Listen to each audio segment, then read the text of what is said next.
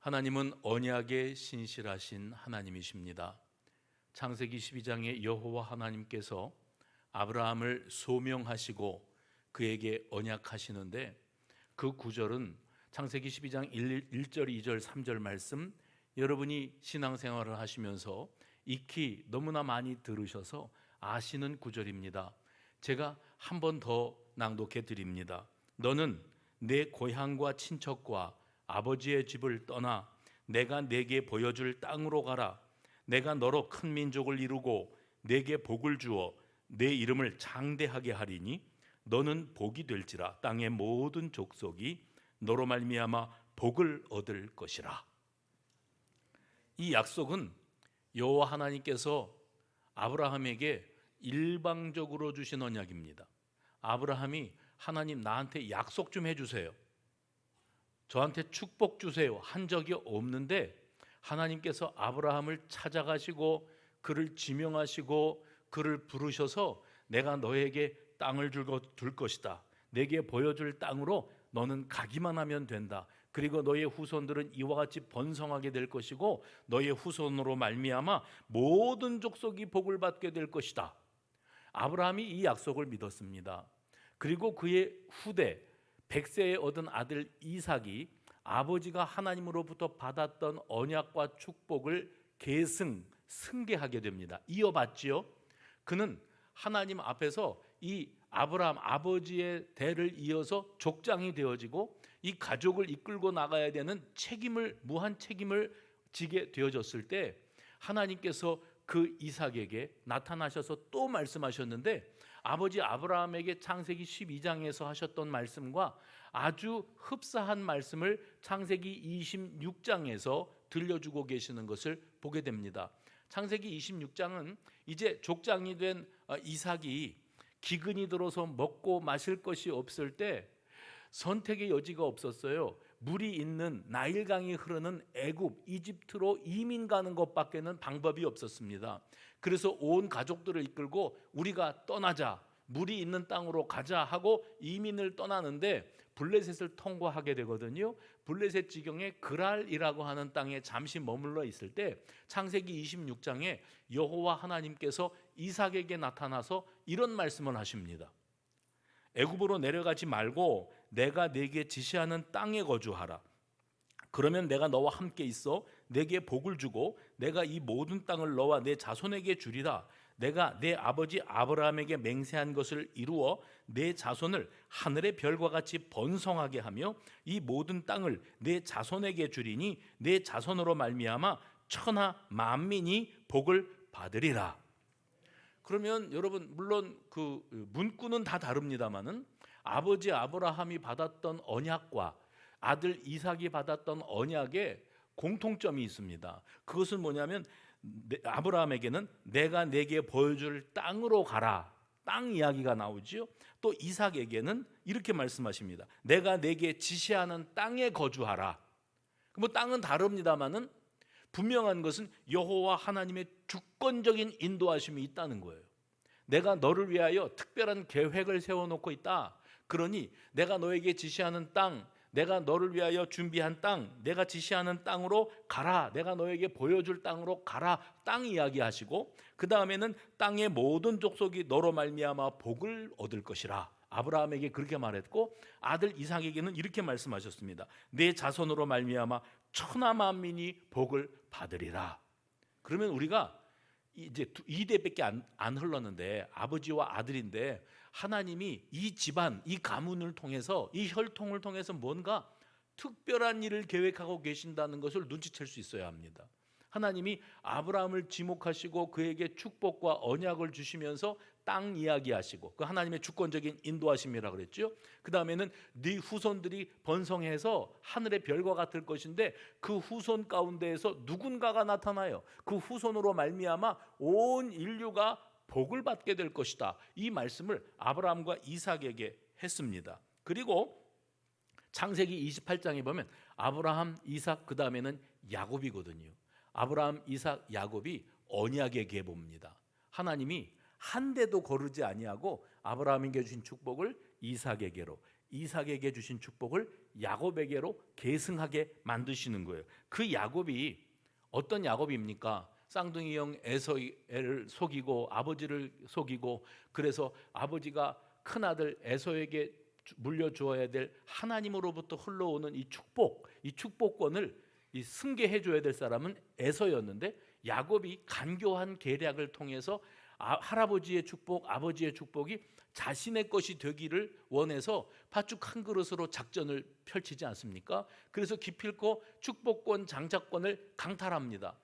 그리고 난 다음에 아버지의 축복, 할아버지의 축복을 자기가 다 온팡 받습니다. 그 다음에는 형 에서가 그 사실을 뒤늦게 알고 그를 죽이고 싶도록 미워하고 죽이려고 들 때 걸음아 나살려라 도망간 곳이 밧단 아람은 자기 엄마의 친정이고 자기 외삼촌 라반이 아직도 살고 있는 땅입니다. 에서를 피하여 밧단 아람으로 피신 가는 길이었는데, 여러분 잘 아시는 것처럼 내 고생하는 것 옛 야곱이 뭐 베고 자요? 돌베개 베고 자는 것 같습니다. 찬송가에도 나오는 것처럼 그 유명한 장면, 거기가 예전에는 지금은 베델이라고 이름이 지어져 있지만은 그때 당시 그 땅의 이름은 루스라고 하는 이름을 가졌던 땅입니다. 그 땅을 지나갈 무렵에 너무 피곤해서 호롤단신 돌베개 베고 누워 잤는데 꿈에 사닥다리가 하늘에서 땅에 닿았고 그 사닥다리에 천사들이 오르락 내리락하고, 다 들어본 적이 있는 얘기죠. 오르락 내리락하고 그 사닥다리 꼭대기에서 여호와 하나님께서 야곱에게 말씀하시는 그런 장면이 나옵니다. 이게 창세기 28장입니다. 창세기 12장 아브라함과 맺은 언약, 창세기 26장 이삭과 맺은 언약, 그리고 창세기 28장으로 들어가서 그 베델 들판에서 야곱이 돌베개 베고 누워 자다가 꿈속에서 여호와 하나님의 음성을 들었고 하나님이 그에게 또 언약하십니다. 3대 때 걸치는 거예요. 할아버지, 아버지, 아들에게까지. 그래서 그 야곱이 그때 들었던 말씀이 이런 말씀을 들었습니다. 나는 여호와니 너의 조부 아브라함의 하나님이요 이삭의 하나님이라. 내가 누워있는 땅을 내가 너와 내 자손에게 주리니. 또 땅 이야기 나오죠. 내 자손이 땅의 티끌같이 되어 사방으로 퍼져나갈지며 땅의 모든 족속이 너와 내 자손으로 말미암아 복을 받으리라. 내가 너와 함께 있어. 네가 어디로 가든지 너를 지키며 너를 이끌어 이 땅으로 돌아오게 할지라. 내가 네게 허락한 것을 다 이루기까지 너를 떠나지 아니하리라.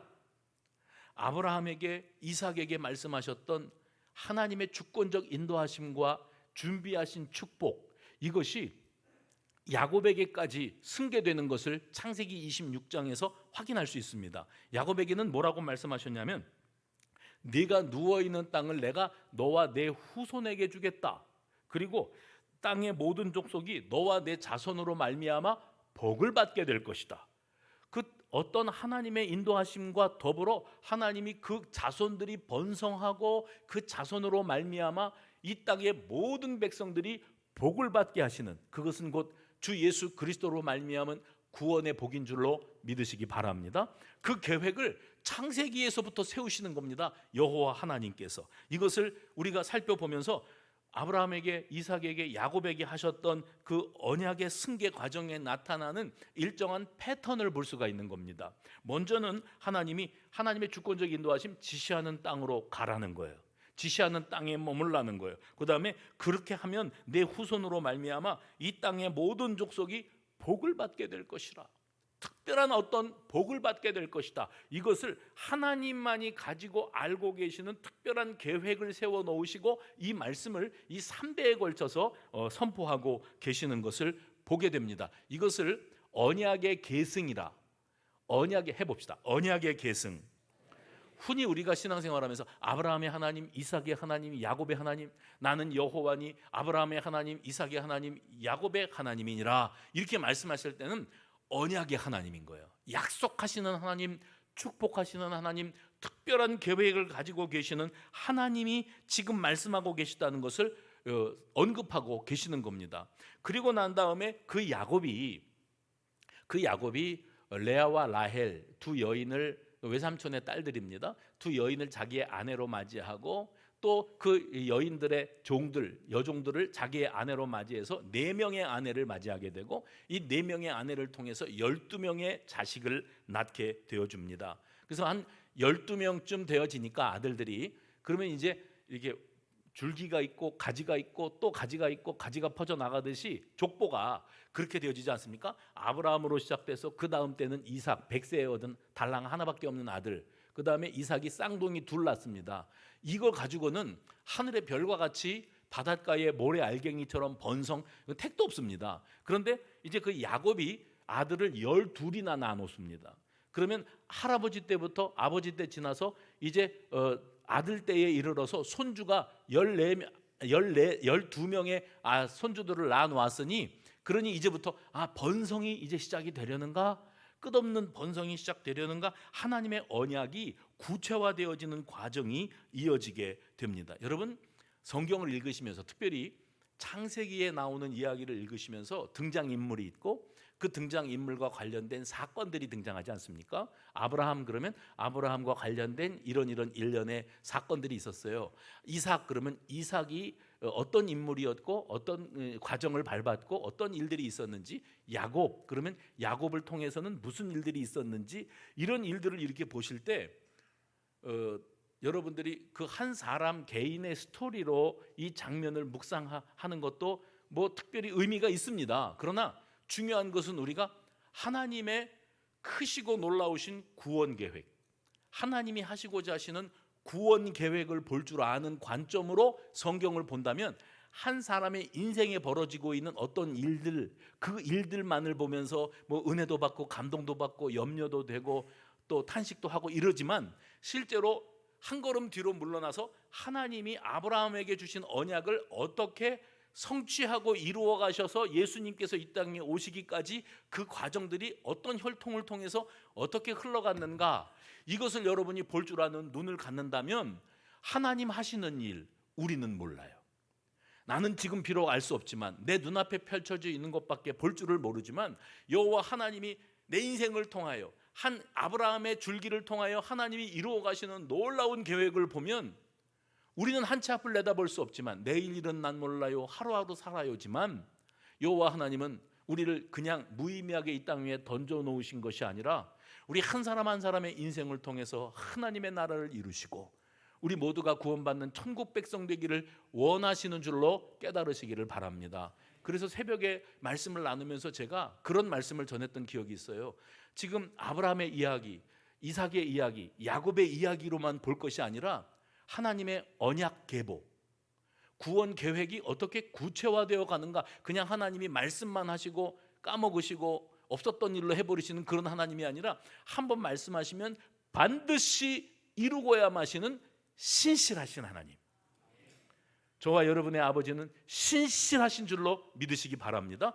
그 신실하신 하나님을 만나는 과정을 밟아야 된다는 거예요. 그래서 예전에 우리 학교 다닐 때 선생님이 나무를 바라보지 말고 숲을 볼 줄 아는 안목 있죠. 제가 새벽에는 뭐라 그러냐면 줌인, 줌아웃 이야기를 했습니다. 구글 어스라고 하는 그 구글에서 나오는 그 앱이 있지 않습니까? 그래서 찾아가 들어가 보시면 지구가 공중에 부릉 뜹니다. 지구가. 그리고 여러분이 클릭하시면 지구가 돕니다.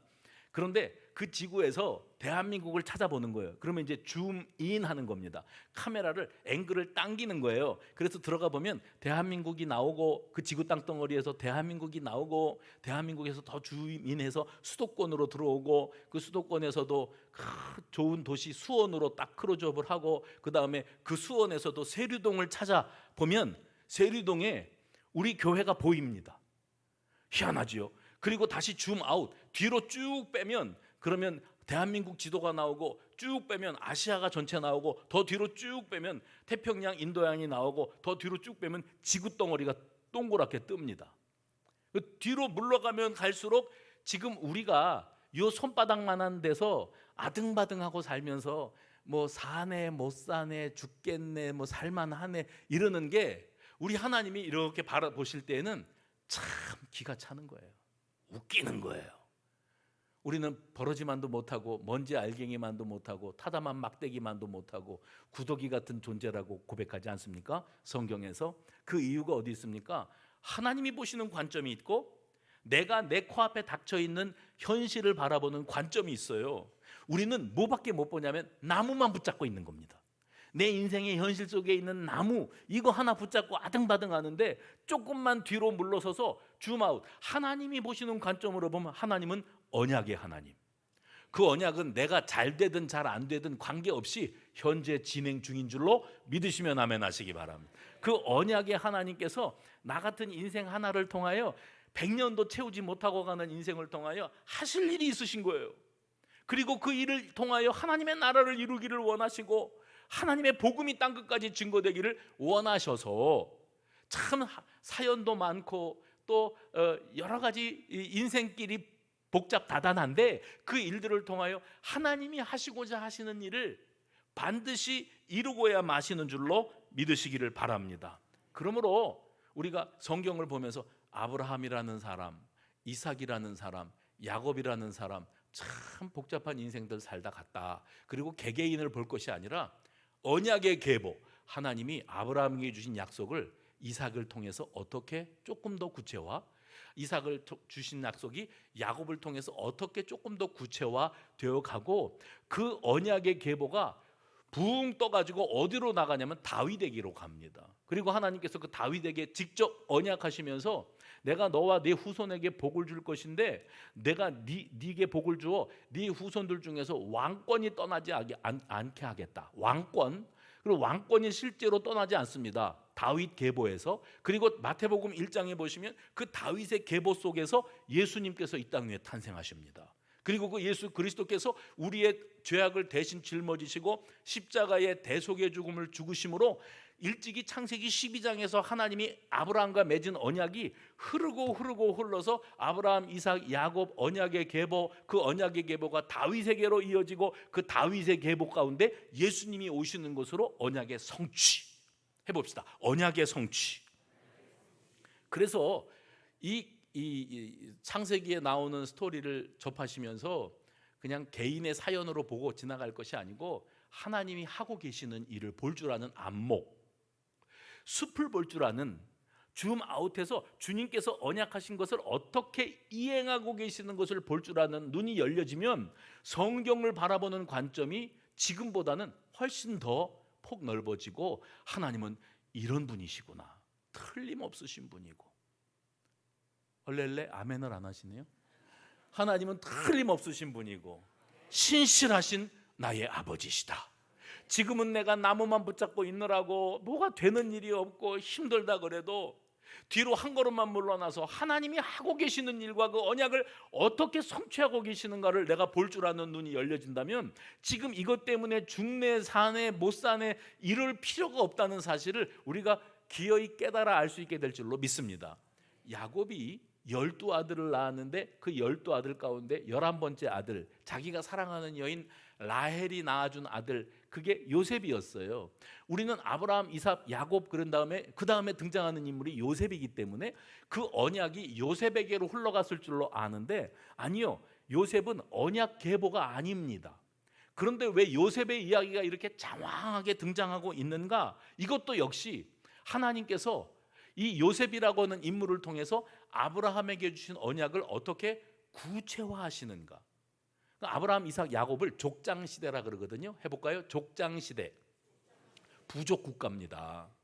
그러니까 그 아브라함이나 이삭이나 야곱이 가장 족장으로 있을 때 그 식솔들이 민족 단위, 국가 단위가 아니고요, 겨우 몇십 명입니다. 야곱이 애굽으로 이주해 내려갈 때 자기 아들들과 또 아내와 며느리들을 데리고 손주들을 데리고 갔다 그랬어요. 갈 때 그 인구가 70명이었습니다. 달랑. 하늘의 별입니까? 70명이 바닷가의 모래알갱이 같이 헤아릴 수 없는 숫자입니까? 이렇게 쓱 보면 한 6, 70명 되겠네, 그 정도입니다. 그 숫자로 이주해 내려갔는데 요셉이 총리 대신으로 있는 애굽으로 흘러들어간 그들이 430년 동안 그 땅에 머무는데, 그리고 모세의 리더십을 따라서 출애굽할 때 그 숫자는 장정 숫자로 60만 명이라니까요. 장정은 군대에 동원할 수 있는 숫자가 장정이에요. 여인들이 빠지고 애들이 빠지고 노인들이 빠지기 때문에 곱하기 3 내지 4는 해야 됩니다. 60만 명에서 4만 곱해도 240만 명입니다. 그러면 200만 명에서 250만 명으로 번성했다. 그러면 아브라함에게 하셨던 창세기 12장에 너의 후손들을, 이삭에게 하셨던 창세기 26장에 너의 후손들을 하늘의 별과 같이 번성하게 하신다더니 정말 4대 만에 3대 만에 이 민족들이 이곳으로 이주해 내려와서 400년을 지나면서 이렇게까지 번성했구나. 하나님은 그 일을 이루시는 분이세요. 그런데 아브라함, 이삭, 야곱 당시에 이 부족국가, 부족 단위로 모였던 족속들이 얼마나 많았겠습니까? 그들 가운데는 질병에 걸려가지고 전멸된 족속도 있을 것이고, 전쟁에 패망해갖고 다 흩어져 버린 족속도 있을 것이고, 그랬는데 아브라함 계통은 하나님이 지켜주시는 거예요. 그래서 이삭, 야곱에 이르기까지, 그리고 애굽으로 이주하기까지 그들이 지켜지는 겁니다. 그걸 보라는 거예요. 하나님이 지금 무슨 일을 하고 계시는지를 보라는 겁니다. 요셉의 이야기만 가지고 바라볼 때에는, 언약의 성취라는 관점으로 보면 요셉이 겪고 있는 현실의 어려운 문제들은 사실은 더 큰 일을 이루어가기 위한 하나님의 구원 계획의 일부분에 불과한 겁니다. 요셉은 아버지의 사랑을 듬뿍 받았다고 그랬죠. 형들이 아버지가 라헬이 낳은 아들 요셉만 그렇게 끔찍이 사랑하니까 눈에 가시 같았고 꼴도 보기 싫었어요. 시기 질투. 그런데다가 요셉이 어느 날 꿈을 꿨는데 형들의 곡식단이 내 곡식단에 절하더이다, 이런 소리 했어요. 아주 미운 소리만 골라서 해요. 그러니까 형들이 듣고, 우리가 네 앞에 절하는 날이 온다는 말이냐, 괘씸하다, 이렇게 해서 그냥 미워하는 정도가 아니라 형들이 그 동생을, 저걸 우리 없애버리자, 우리 눈앞에서 보이지 않게 하자, 죽여버리자, 이 결심을 할 정도였어요. 형들이 들판에 양치러 나갔는데 아버지가 형들한테 심부름을 보낸 겁니다. 요셉이 형들 찾아서 들판을 헤매고 있는데 멀리서 형들이 저기 요셉이 오는 것을 봤어요. 그때 그들이 빈정거리면서 이렇게 말합니다. 꿈꾸는 자가 오는도다. 잘난 척하고, 그리고 자기가 우리들의 절을 받게 될 것이라는 소리나 하는 저 꼴보기 싫은 동생이 오고 있다. 그래서 그때 어떻게 하기로 했는가 하면 죽이려고 그랬습니다. 그때 장자, 루벤이 장자인데 12아들 가운데 큰아들은요 달라요. 다 미워했고, 루벤도 사실은 요셉이 꼴보기 싫었던 건 맞습니다. 그런데 루벤은 장자라니까요. 집안마다 마지가 가지고 있는 생각은 둘째, 셋째는 따라올 수가 없습니다. 다 그런 건 아닐 거예요. 그러나 대부분은 마지들이, 내가 마지래서 하는 소리가 아니에요. 마지들이 가정이나 부모님이나 이런 걸로 생각하는 마음이 각별하게 마련입니다. 왜냐하면 책임감, 해봅시다. 책임감이라는 게 있거든요. 그러니까 르우벤은 아버지가 사랑하는 요셉인데 이거를 동생들이 죽이자고 그러는데, 그 죽이면은 안 되지 않습니까? 그래서 죽이지 말고 그 물이 빠진 빈 웅덩이에다가 넣어놓자, 이렇게까지만 했어요. 르우벤이 없는 동안에 이 장사치들이 애굽으로 가는 장면을 이 형제가들이 봅니다.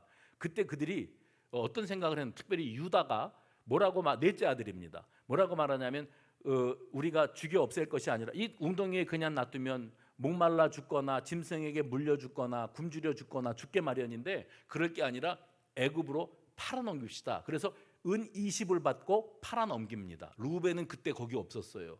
돌아와가지고 보니까 이미 일은 벌어진 겁니다. 그래서 이 형제간들이 아버지에게 그러면 어떻게 요셉이 없어진 것을 설명하면 좋겠냐 하다가, 그 이미 벗겨놓았던 옷에다가 짐승의 피를 묻혀서 아버지께 허위 보고합니다. 요셉이 이만저만해서 짐승에게 물려가 죽은 것 같습니다. 아버지는 그 순간부터 그 요셉은 죽은 아들이에요. 가슴에 묻습니다. 그리고 평생을 죽은 아들이라고 여기고 한 맺힌 삶을 삽니다. 그가 떠나가기 직전에 아직 살아있었던 애굽의 총리 대신이 된 요셉을 만나기까지 수십 년 동안 오랜 세월을 그는 죽은 아들 때문에 가슴에 묻고 고통스러운 삶을 살아야만 했습니다. 이런 상황 속에서 요셉이 애굽으로 흘러들어가지 않습니까? 요셉은 거기 들어가서 보디발 장군의 집에 노예로 팔려갑니다. 근데 장군이 보니까 이 히브리 소년이 종으로 팔려왔는데 눈에 총기가 있고 뭐가 달라도 달라요. 그래서 우리 집안의 모든 행정 사무를 네가 다 관할해라 일임합니다. 그런데 그 장군의 아내가 요셉을 유혹하다가 실패하니까 겁탈 미수범으로 몰지요. 그래서 억울한 누명을 쓰고 감옥으로 들어갑니다. 감옥에 들어갔는데 간수장이 그냥 보통 간수하고는 다른 죄인이에요. 요셉을 딱 보니까 하나님이 너와 함께 하신다. 하나님이 너를 형통케 하신다. 이것은 보디발 장군도 그랬고 이 간수장도 그랬습니다. 하나님이 너와 함께 하신다는 것을 우리가 알아봤다. 그래서 간수장도 요셉에게 이 감옥에 있는 죄수들을 돌아보고 관할하는 모든 행정사무 일체를 요셉에게 일임합니다. 이 모든 일들을 통해서 하나님께서 요셉과 함께 하신다는 거, 요셉을 형통하게 하고 계신다고 하는 사실을 이제 이방 사람들이, 그와 직접 관련이 없는 사람들이 요셉을 볼 때마다 너는 뭐가 달라도 다르다, 한눈에 알아보았다 그랬어요. 그래서 전권을 위임했다. 뭐가 달라도 다른 기운이 있는 하나님이 함께 하시는 사람으로 그렇게 그는 살아가게 되었습니다. 감옥에서 간수장을 대신하는 업무를 관할하는 과정 가운데 애굽 왕궁에서 술 맡은 관원장과 떡 굽는 관원장이 무슨 사연이 있었는지 왕의 진노를 사가지고 그가 있는 감옥으로 끌려 들어오게 되어집니다. 그리고 거기서 그들이 꿈을 꾸게 되어졌는데 그 꿈이 심상치 않아가지고 안색이 매우 좋지 않습니다. 그래서 요셉이 그들에게 묻지요. 왜 그렇게 오늘따라 안색이 안 좋습니까? 하고 물었더니 우리가 각기 다른 꿈을 꿨는데 그 꿈이 과연 우리가 무슨 일을 겪게 될 건지를 말하는 건지 우리가 도무지 알지를 못한다. 그때에 요셉이 그 꿈 이야기를 들려달라고 하면서 했던 말이 있어요. 뭐라고 말했냐면 오늘 본문이죠. 해석은 하나님께 있지 아니하니이까. 해석은 하나님께 있지 아니하니이까. 그 뭐냐면 당신들의 미래는 하나님이 알고 계시고 하나님이 예비하고 계십니다. 다시 말하면 답은 하나님께 있습니다. 오늘 말씀의 제목이에요. 해봅시다. 답은 하나님께 있습니다. 내 앞에 현실을 두고 보면 불길하고, 꿈꿨는데 무슨 의미인지를 모르잖아요. 불길하고 불안하고 답답하고, 그런데 줌아웃, 뒤로 한 걸음 물러나서 나무를 붙잡는 게 아니라 숲을 보니 하나님이 무언가 중요한 일을 지금 진행하고 계시는데 아브라함과 이삭과 야곱에게 이어졌던 그 언약이 성취되어지기 위해서 지금 무언가 요셉이 이 과정을 통해서 큰 일을 이루는데 중요한 역할을 감당할 사람이 되었다는 것. 그래서 인생은 난지 앞에 서 있습니다. 그런데 그 답은 오직 하나님만 아십니다. 그리고 답은 하나님께 있습니다에 가로 열고 뭐가 내포되어 있는 줄 아십니까? 요셉이 저도 사실은 모릅니다. 내가 너에게 꿈 이야기를 해주면 네 그 꿈을 풀 수 있어? 아니요, 저도 모릅니다. 모르는데 하나님은 아십니다. 하나님이 아신다고 말을 하는 거예요. 저는 최근에 이 뉴스에서 대학 입시와 관련된 그 뉴스들을 접하면서 새로운 용어를 듣게 되었습니다. 여러분, 대학 수학 능력 시험이라고 하는 것은 말 그대로입니다. 이 학생이 고등학교 3학년까지 1년의 이 공교육 과정을 쫙 밟아왔는데 과연 대학에 들어가서 따라갈 수 있는가? 대학 교수님이 강의하는 강의와 자기가 연구해서 레포트를 제출하거나 논문을 쓸 수 있는 그 기본 실력을 갖추고 있는가를 확인하기 위한 시험이 대학 입학 수학 능력 고사입니다. 말 그대로입니다. 그러다 보니까 전국에서 몇십만 명의 시험을 보는데 시험을 보면 그 시험 본 점수로 등수가 1등부터 꼴등까지 쫙 등수가 나오게 되어 있습니다. 그리고 그 등수에 따라서, 그 점수에 따라서 이 아이가 갈 수 있는 학교가 결정이 나지를 않습니까? 근데 최근에 나오는 뉴스를 보니까 시험을 출제하는 그 시험 출제위원들이 평이한 문제를 놓고 시험에 출제하면 그러면 변별력이 없어진대요. 변별력. 누가 수학 능력을, 대학 공부를 따라갈 실력이 되고 누구는 대학 공부를 따라갈 실력이 안 되는지를 판가름이 안 된다는 거예요. 다 실력이 비슷하면. 그래서 만들어 놓은 게 뭐냐면 킬러 문항이래요. 전 처음 들어봤어요. 킬러 문항. 킬러 문항은 대학 교수들도 풀기 어려운 문제랍니다. 그거는 못 맞히라고 내는 문제랍니다. 틀리라고 내는 어려운 문제들을 요소요소에 지뢰밭 같이 심어놓고 웬만한 문제들은 공부 웬만하게 했으면 풀다가도 킬러 문항에는 다 걸려서 떨어지도록 이렇게 만들어 놨는데, 이게 맞추라고 주는 문제가 아니라 못 맞추라고 주는 문제인데 수학 능력 고사를 보면 만점자가 나오는 거예요.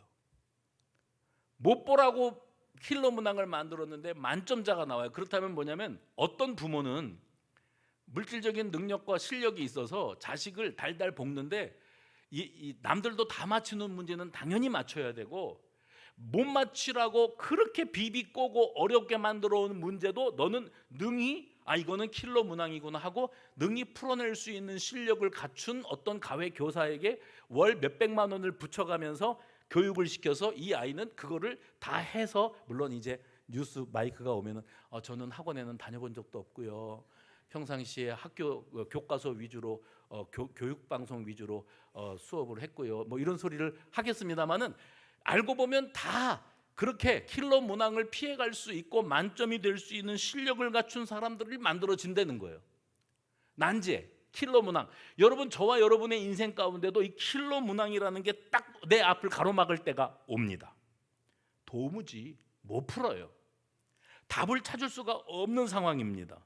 그래서 이런 일을 만나면 여러분들이 인생을 살다가 혼잣말을 하게 됩니다. 뭐라 그러는가 하면, 이래도 안 되고 저래도 안 되고 도무지 답이 안 보일 때 죽어라 하는구나. 아니, 그런 소리 아직 한 번도 안 해봤어요? 그러면 여러분은 복 받으신 분들이에요. 되는 일이 없냐, 나는 왜 이렇게. 뭐 이거 한 가지 풀리면 또 다음 게 문제가 되고, 이거 해결됐다 싶으면 또 다른 게 문제가 되고, 산 넘어 산이로구나. 요셉이 어떤 인생입니까? 형들에게 미움받고 종으로 팔려가고 누명 뒤집어 쓰고 감옥으로 들어가고 그 감옥에서 잊혀진 2년이라는 세월을 보내고, 이런 인생을 살아온 사람이 요셉입니다. 킬러 문항. 도무지 인생에 답이 없어요. 근데 누군가가 꿈을 꿨다는데 꿈 얘기나 들어봅시다. 그러면 내가 우리 꿈 얘기하면은 풀어줄 수 있어? 아니요. 저는 모르지요. 하나님이 하실 겁니다. 하나님이 함께하는 사람, 하나님이 형통하게 하는 사람, 요셉이 제가 답은 그러면 여러분이 큰 소리로 하나님께 있습니다. 답은 라고 얘기했다는 겁니다. 그게 오늘 본문의 내용이에요. 그렇게 어려운 인생을 살아가면서도 놀라운 것은, 자기가 아직 요셉도 킬러 문항에서 꼼짝을 못하고 있어요. 감옥에서 간수 역할을 하면서 그 애굽 파라오의 신하들을 돌아보면서 그 꿈이나 듣고 있는데, 자기도 자기 인생을 아직 몰라요. 저도 모릅니다. 그런데 하나님은 알고 계십니다. 그 일주일 동안 사역한 다음에 우리 교구 교육자님들이 신방 보고서를 제게 토요일 날 오전에 냅니다. 그러면 제가 1시간 넘게 그 신방 보고서를 일일이 다 읽습니다. 그래서 여러분 가정에 이제 주로 신방 보고서는 아픈 이야기들이에요. 다 누구는 어디가 아프고, 누구는 친정 엄마가 아프고, 누구는 코로나 걸렸다가 괜찮아졌고, 뭐 그런 이야기들인데, 어떤 권사님 이야기가 신방 보고서에 올라와 있는데 제가 그것을 이렇게 앉아서 읽다가 은혜가 되더라고요. 뭐냐면, 이 권사님은 경제적으로 굉장한 어려움과 시련을 겪었어요. 그럼 제가 이런 소리 하면 또 그게 누구냐 뭐 서로 알려고 그러지 마세요. 알면 다쳐요. 그러니까 그냥 그런가 보다 하고 들으세요. 근데 이 권사님이 너무 어려운 문제를 겪었는데, 그 어려운 문제를 겪으면서 자기 자신이 깨닫는 게 있어요. 내가 간증을 한 겁니다. 그 교육자님한테. 내가 그 어려움, 물질적인 어려움이었거든요. 엄청난 물질이 걸려있는 어려움이었는데, 내가 이 일을 지나갈 때에는 난제, 킬러 문항에 걸려가지고 딱 죽을 것 같았어요. 도무지 인생의 앞날이 보이지를 않았어요. 근데 지금 돌아보니까 그때 할 수 있는 것은 하나님 앞에 무릎 꿇는 것밖에 없었대요. 하나님 앞에 내가 무릎 꿇는 것밖에 할 것이 아무것도 없었는데, 지금 돌아보니까 그 일을 통해서 하나님 앞에 기도하게 하시고, 그리고 이 가족들도 다 각자의 입장이 있고 어려움들이 있었는데, 그 모든 상황 속에서 하나님이 이 문제를 통해서 우리 가정의 개인의 인생을 이끌어가고 계셨다는 사실을 지금 깨닫습니다 하면서 뭐라고 말씀하셨냐면, 지금도 사실은 쉽지 않지만, 지금도 사실은 쉽지 않지만 이전에 그 킬러 문항을 뛰어넘을 수 있도록 하나님이 무릎을 꿇게 하시고 연단 속에서 깨닫게 하신 것을 경험해 봤기 때문에 지금도 쉽지 않지만 내 마음은 한없이 평안합니다. 여기는 그래도 아멘이 몇 분은 계시네요. 2부 예배 시간에는 한없이 평안하다고 그래도 남의 얘기니까, 나는 아직도 킬러니까, 킬러 문항이니까 입 딱 다물고 계시더라고요. 여러분, 하나님이 우리 인생을 통해서 세워놓고 계시는 그 놀랍고 섬세한 계획을 보는 눈, 숲을 보는 눈, 그 눈이 열려지는 저와 여러분이 되어지시기를 간절히 바랍니다. 그러니까 요셉이 자기 입으로 나중에는 바로 왕에게도 답은 하나님께 있습니다 그러고, 여기 간수 이 술 맡은 관원에게도 답은 하나님께 있습니다라고 말을 할 때에도 사실 그가 인생이 여전히 바닥을 기고 있었거든요. 근데 자기 입으로 저도 몰라요, 하나님은 알고 계십니다, 하나님이 역사하시고 답을 주실 겁니다 하더니 정말 그의 인생이 하나님 앞에서 놀랍게 이끌림을 받게 되는 것을 경험합니다. 요셉이라고 하는 한 사람이 신분 수직 상승, 감옥에 갇혀 있는 죄수였다가 애굽 나라의 총리 대신이 되었다는 것이 입지전적인 사건이고 드라마틱한 역사인데, 반전인데, 사실 성경은 이거 봐라, 사람이 이렇게 출세하는 경우도 있다, 이걸 얘기하고 계시는 게 아니고, 하나님께서 어떻게 놀랍게 요셉이라고 하는 사람을 거기다 심어 놓으셔서 창세기 12장에 아브라함과 맺었던 언약을 구체화시키시는가. 그래서 요셉이 거기 애굽 나라에서 파라오가 네가 이 7년 동안의 풍년과 7년 동안의 흉년을 준비하고 네가 모든 권한을 네가 행사해라. 이방인이거든요. 이방인입니다. 이집트에서 이 히브리 청년이 애굽의 총리 대신이 된다는 것은 상상도 할 수 없는 일이에요. 우리는 하도 이 얘기를 들어서 뭐 그렇게 해서 출세했나 보지 그러고 지나가는데, 객관적으로 이 역사를 여러분들이 생각해 보신다면 있을 수가 없는 일이에요. 하나님은 내가 너의 후손들을 하늘의 별과 같이 번성하게 할 것이고 너의 후손으로 말미암아 모든 족속이 복을 받게 할 것이야 하고 하셨던 말씀을 이루셔야 되기 때문에 그들을 번성하게 하기 위해서 애굽이라는 모판이 필요했고, 그 일을 이루기 위해서 요셉이라고 하는 정말 인생 복잡하게 꼬이는 인생, 한치 앞을 내다볼 수 없는 인생, 그냥 바닥으로 곤두박질하는 인생을 거기다 갖다 심어 놓으셔야 했는데, 야, 요셉이 출세했네, 총리 대신 됐네, 그래서 아버지와 형제들을 애굽으로 불러들였네, 대단하네, 잘 됐네, 이게 아니고 하나님은 신실하시구나. 우리도 인생의 킬러 문항 때문에 허덕이고 삽니다. 돈이, 사람 관계가, 건강 문제가, 자식 때문에 한숨 짓는 문제가, 내 육신의 문제가, 직장이나 사업의 문제가 킬러 문항이에요. 그래서 죽어라 하는구나, 앞이 보이지 않는구나, 답이 없다, 답이 없어. 하나님은 답을 알고 계십니다.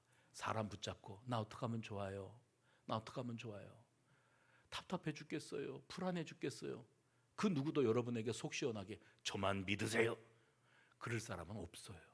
요셉도 그랬다니까요. 저는 모릅니다, 하나님이 답을 가지고 계십니다. 그리고 요셉이 자기 입으로 그렇게 말했던 것처럼 실제로 그는 하나님이 주시는 답을 보고 하나님이 이렇게 역사하시는구나 하는 것을 보게 된 줄로 믿으시기를 바랍니다. 그래서 우리가 알고 있는 것은 아브라함, 이삭, 야곱 다음에 스토리는 요셉으로 흘러가니까 요셉이 하나님이 주신 언약의 계보인가. 물론 요셉도 야곱으로부터 12 아들들이 축복받을 때 특별한 축복을 받은 것 맞습니다. 그러나 이 언약의 계보는 아브라함, 이삭, 야곱 다음에 야곱의 12 아들들 가운데 넷째 아들이 있잖아요. 아까 그 유다요.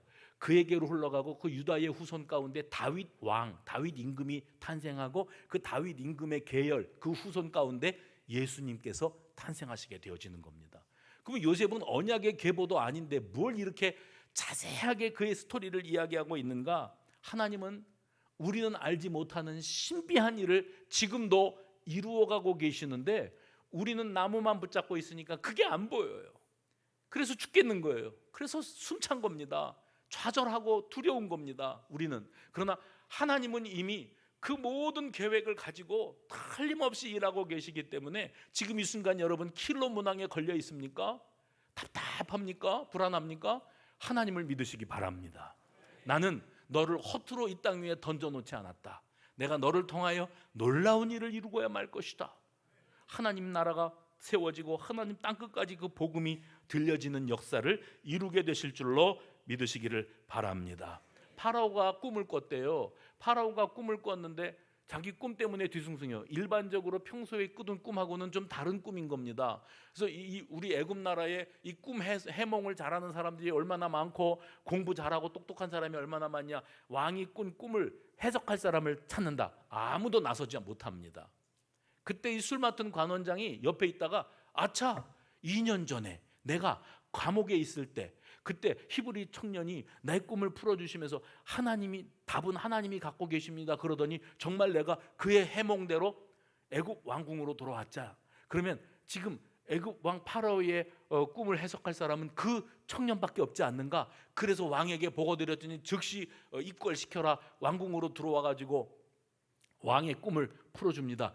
왕이 요셉을 만나자마자 너는 꿈을 들으면 능히 푼다더라 이랬더니 그때 요셉이 뭐라고 대답을 합니까?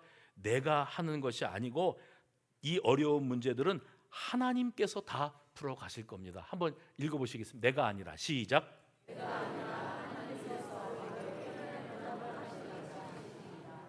이 말도 그 말이에요. 답은 하나님만 알고 계십니다.